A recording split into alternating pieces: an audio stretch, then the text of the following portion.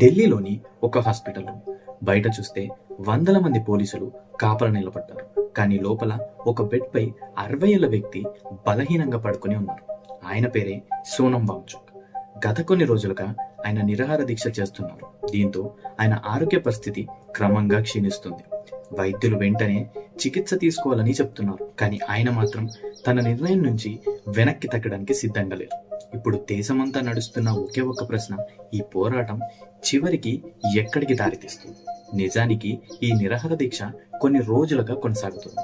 కానీ గత కొద్ది గంటల్లో జరిగిన పరిణామాలు దేశవ్యాప్తంగా చర్చకు దారితీశాయి. పోలీసులు ఆయన నిరసన చేస్తున్న ప్రదేశం నుండి బలవంతంగా హాస్పిటల్కి తరలించారు. అదే సమయంలో కోర్టులో కూడా ఆయనకు వైద్యపరమైన చికిత్స అందించాలా అనే అంశంపై చర్చ జరిగింది. అయితే సోనం వాంగ్చుక్ హాస్పిటల్కి వెళ్ళిపోయారని ఉద్యమం ఆగిపోలేదు. ఆయనను తరలించిన తర్వాత సిజెపి వ్యవస్థాపకుడు అభిజిత్ దీప్కే నిరాహార దీక్షను కొనసాగిస్తున్నట్లు ప్రకటించారు. కానీ ఇక్కడ మనం ఆలోచించాల్సిన కొన్ని ప్రశ్నలు ఉన్నాయి. ఒక వ్యక్తి తన ప్రాణాల కంటే ఏ విషయం కోసం ఇంత విలువ ఇస్తున్నాడు? అసలు ఎవరు ఈ సోనం వాంగ్చుక్? ఆయన ఎందుకు ఈ ఉద్యమంలో చేరారు? ప్రభుత్వం ఎందుకు జోక్యం చేసుకుంది? ఈ మొత్తం కథ వెనుక ఉన్న అసలు నిజమేంటి? ఈ రోజు ఈ దేశమంతా చర్చిస్తున్న ఈ అంశం వెనుక ఉన్న కథను చాలా సింపుల్ గా తెలుసుకుందాం. सब चीज बिकाऊ है, एग्जाम के पेपर से लेके वोट तक.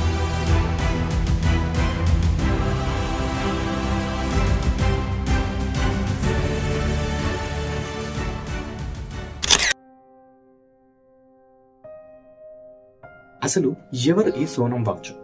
ఆయన ఏ రాజకీయ నాయకుడు కాదు, ఏ రాజకీయ పార్టీకి చెందిన వ్యక్తి కూడా కాదు. ఈయన లదాఖ్లో పుట్టిన ఒక ఇంజనీర్, ఒక ఇన్నోవేటర్. చిన్నప్పటి నుంచి లదాఖ్లోని విద్యా వ్యవస్థలో ఉన్న సమస్యలను చూసిన ఆయన తన జీవితంలో ఎక్కువ భాగాన్ని అక్కడి పిల్లలకు మెరుగైన విద్య అందించడానికే అంకితం చేశారు. అంతేకాదు, లదాఖ్లో ప్రతి ఏడాది ఎదురయ్యే నీటి సమస్యకు పరిష్కారంగా శీతాకాలంలో వృధాగా వెళ్లే నీటితో ఐస్ తుపాస్ అనే వినూత్న ఆలోచనని తీసుకొచ్చారు. ఈ ఆవిష్కరణ ప్రపంచవ్యాప్తంగా గుర్తింపు తెచ్చుకుంది. ఇక్కడ మనం ఒక విషయం అర్థం చేసుకోవాలి. ఈ రోజు సోనం వాంగ్చుక్ రోడ్డుపైకి రావడానికి కారణం పదవులు సంపాదించడము కాదు, డబ్బులు సంపాదించడం కూడా కాదు. ఎన్నో ఏళ్లుగా ఆయన విద్య, పర్యావరణం, లదాఖ్ ప్రజల అభివృద్ధి కోసం పనిచేస్తూ వచ్చారు.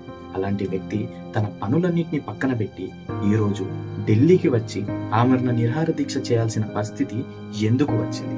ఈ ప్రశ్నకు సమాధానం తెలుసుకోవాలంటే మనం కొద్ది రోజుల క్రితం మన దేశంలో జరిగిన ఒక సంఘటన గురించి తెలుసుకోవాలి. నీట్ పేపర్ లీక్ అంశంపై కేంద్రం కీలక నిర్ణయం తీసుకుంది.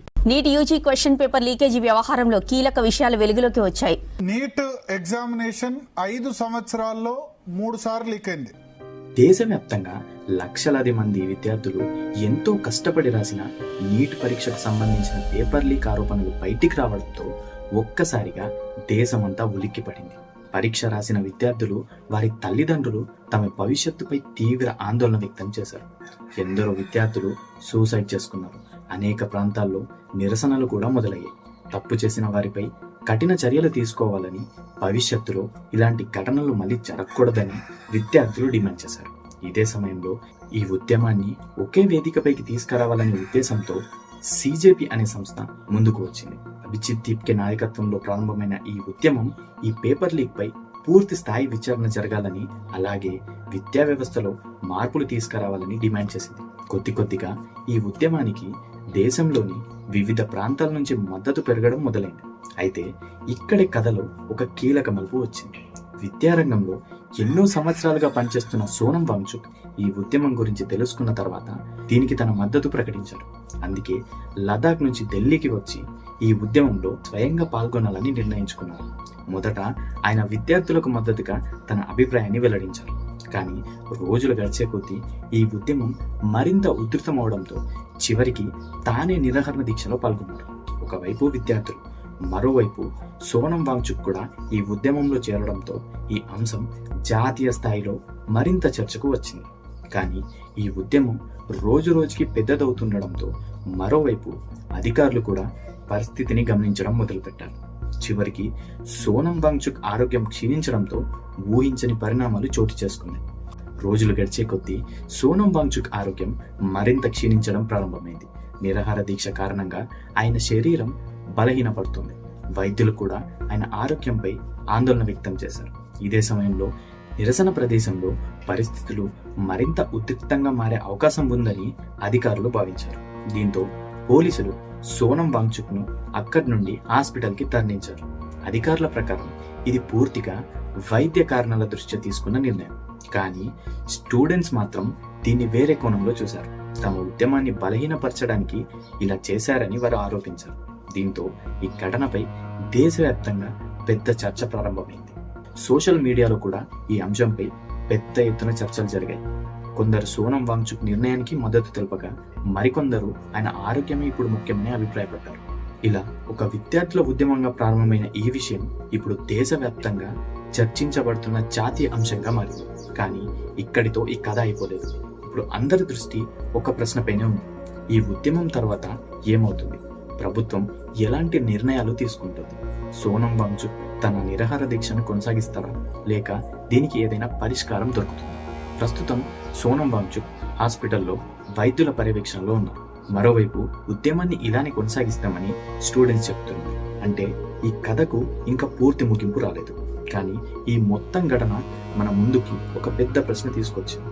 దేశ భవిష్యత్తును నిర్ణయించే విద్యా వ్యవస్థలో ఏదైనా లోపం జరిగితే దానికి బాధ్యత ఎవరు తీసుకోవాలి? లక్షలాది మంది విద్యార్థుల జీవితాలను ప్రభావితం చేసే పరీక్షలపై ప్రజలకు నమ్మకం ఎలా కల్పించాలి? ఈ అంశంపై అభిప్రాయాలు వేరుగా ఉండొచ్చు. కొందరు సోనం వాంగ్చుక్ నిర్ణయానికి మద్దతు ఇవ్వచ్చు, మరికొందరు ఆయన ఆరోగ్యమే ముఖ్యమని భావించవచ్చు. ఇప్పుడు ఈ కథ ఎలా ముగుస్తుందనేది రాబోయే రోజుల్లో తీసుకునే నిర్ణయాలపై ఆధారపడి ఉంటుంది. ఈ ఉద్యమంపై ప్రభుత్వం, కోర్టు ఎలాంటి నిర్ణయాలు తీసుకుంటాయి, ఇవన్నీ ఇంకా చూడాల్సి ఉంది. ఐ హోప్ మీకు ఈ వీడియో నచ్చిందని అనుకుంటున్నాను. నచ్చితే ఈ వీడియోని ఎక్కువ మందికి షేర్ చేయండి. ఈ ఛానల్ కొత్తది కాబట్టి షేర్ చేస్తేనే ఎక్కువ రీచ్ వస్తుంది. Once again, this is Arjun signing off.